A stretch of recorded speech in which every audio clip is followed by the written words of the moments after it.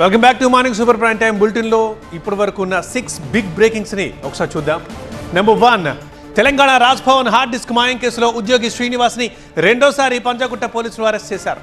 మహిళ ఫోటోల మార్ఫింగ్ కేసులో ఒకసారి, ఆ మార్ఫింగ్ ఫోటోలు ఉన్న హార్డ్ డిస్క్ని దొంగిలించిన కేసులో మరొకసారి ఇప్పుడు శ్రీనివాస్ అరెస్ట్ అయ్యాడు.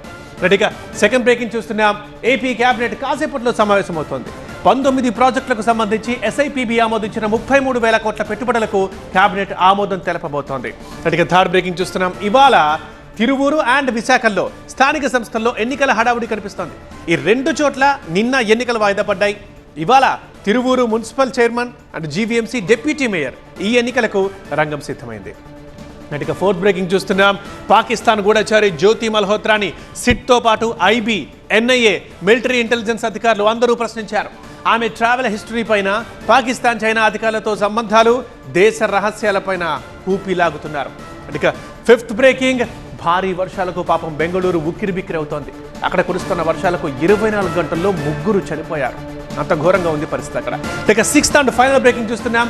రష్యా యుక్రెయిన్ శాంతి చర్చలపై అమెరికా అధ్యక్షుడు డొనాల్డ్ ట్రంప్ సోషల్ మీడియాలో ఒక పోస్ట్ పెట్టారు.